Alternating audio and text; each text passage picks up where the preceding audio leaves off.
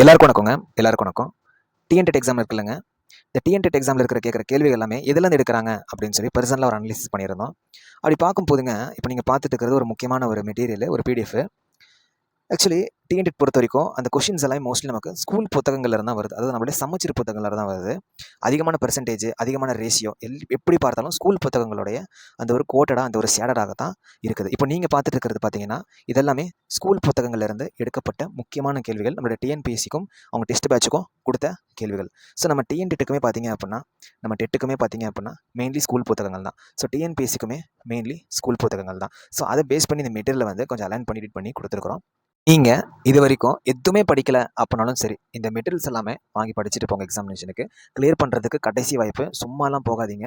ஏன்னா இந்த அட்டெம்ப்ட்டை விட்டுட்டோம் அப்படின்னா அடுத்து எப்போ நமக்கு தெரியல. இப்போவும் ஒன்றும் கெட்டு போலங்க. டெய்லி ஒரு சப்ஜெக்ட் என்னங்க, டெய்லி ஒரு சப்ஜெக்ட். இதில் இருக்கிற இந்த மெட்டீரியல் இருக்கிறது எல்லாமே ஸ்கூல் புத்தகங்கள் இருக்கிற முக்கியமானது தான்.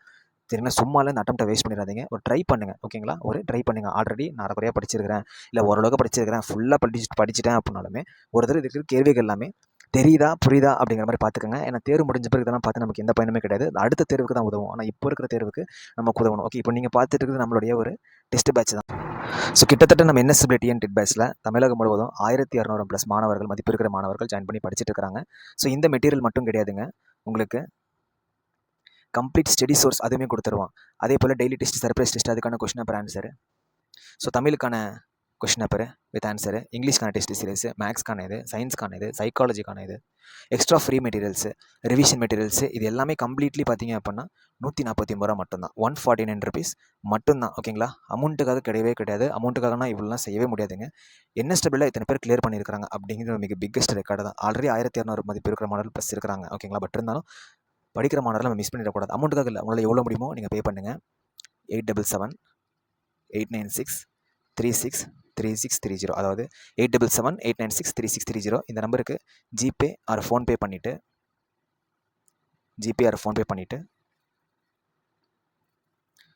8525049011 இந்த நம்பருக்கு வாட்ஸ்அப் பண்ணிடுங்க.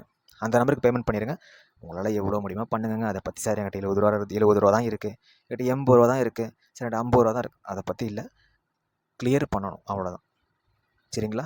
கிளியர் பண்ணணும். நான் ஆல்ரெடி எத்தனை பேர் ஜாயின் பண்ணியிருக்கிறாங்க, நல்லா படிச்சுட்டு இருக்கிறாங்க, அதுலேருந்தே நிறைய பேர் வெற்றி பெற்றுறாங்க. பட் இருந்தாலும் எக்ஸ்ட்ராவாக ஒருத்தங்க இது வந்து நமக்கு நல்லது தானே, அந்த ஒரு கான்செப்ட் தான். என்ன கேட்டிங்க அப்படின்னா இப்போ கச்சா மச்சான்னு படிக்கிறதுக்குலாம் எந்த நேரமும் கிடையாது நமக்கு. மெட்டீரியல் வாங்கிக்கோங்க. என்னங்க, மெட்டீரியல் வாங்கிட்டு டெய்லி கொஸ்டின் ஆன்சர் போடுங்க. இப்போ ஸ்கூல் புத்தகங்கள் இருக்குது, எக்ஸ்ட்ரா மெட்டீரியல் எல்லாமே கொடுத்துருக்குறோம். டெஸ்ட் சீரிஸும் இருக்குது, daily mini test, surprise test, ஒன்று மினி டெஸ்ட் நடக்கும், இல்லை சர்ப்ரைஸ் டெஸ்ட் நடக்கும். எல்லாமே உங்களுக்கு ஒரே டிரைவ் தான். சரிங்களா? கிளிக் பண்ணிங்கன்னா ஏகப்பட்ட சோர்ஸஸ் இருக்கும். டெய்லி ஒரு சப்ஜெக்ட் அப்படின்னா கூட ஒரு கிளியர் பண்ணுறதுக்கு ஒரு அட்டெம்ப்ட் கொடுக்கக்கூடிய அளவுக்கு நம்ம ரெடி ஆகலாம். யாரும் மனசை விட்டுற வேண்டாம். சரிங்களா? மனசை விட்டுற வேண்டாம். இந்த கேள்விகள் எல்லாமே பார்த்தீங்க அப்படின்னாங்க, மெயின்லி நமக்கு வந்து ஸ்கூல் புத்தகங்கள் தான் மெயினாக. ஸ்கூல் புத்தகம் அது சமச்சீர் புத்தகங்கள் தான் மெயினாக இருக்குது. அதுக்கப்புறம் தான் பார்த்தீங்க அப்படின்னா நமக்கு வந்து PYQ, previous year question papers, அதெல்லாம் பார்க்கும்போது அந்த ஒரே கான்செப்ட் தான். இப்போ வந்து ஒரு கான்செப்ட் வச்சுக்கோங்களேன். இஃப் சப்போஸ் இப்போ வந்து ஒரு கான்செப்ட் இருக்குது, ஜஸ்ட் மினிட்டுங்க.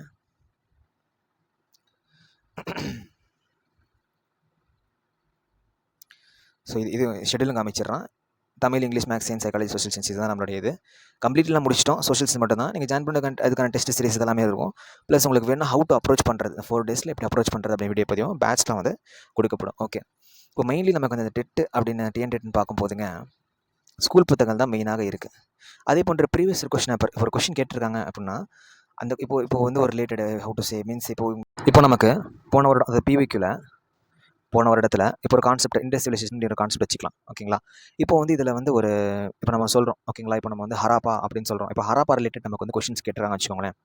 ஹராப்பா ரிலேட்டட் கொஷின்ஸ் இருக்குது அப்படின்னா இப்போ நமக்கு வந்து அதே ஸ்ட்ரீமில் மொஹஞ்சதரோ பற்றின கேள்வி அடுத்த நமக்கு எக்ஸாமில் வர மாதிரி. ஸோ அந்த ஒரு கான்செப்டில் இருக்குது. ஓகேங்களா? அப்போ நம்ம ஹராப்பா, இப்போ இண்டஸ்ட்ரியலைசேஷன் மெயினாக மொஹஞ்சதரோ ஹராப்பா தான். அப்போ போன வருடம் ஹராப்பா கேட்டிருக்காங்க அப்படின்னா இந்த வருடம் மொஹஞ்சதரோ வாய்ப்பு இருக்குது. ஸோ அந்த ஒரு கான்செப்ட் தான். ஓகேங்களா? அப்போ இது மாதிரி சில கேள்விகள் பிவிக்யூல இருந்திருக்கு. ஸோ அவுட் ஆஃப் சோர்ஸ் அப்படின்னு சொல்கிறது அப்டேட்டட் வெர்ஷன் அப்படின்னு கூட சொல்லலாம். இப்போ நம்ம சமச்சீர் புத்தகங்களில் இப்போ சவுண்டுங்கிற ஒரு டாபிக் இருக்குன்னு வச்சுப்போம். இப்போ சயின்ஸில் ஒரு சவுண்டு டாபிக் இருக்குது.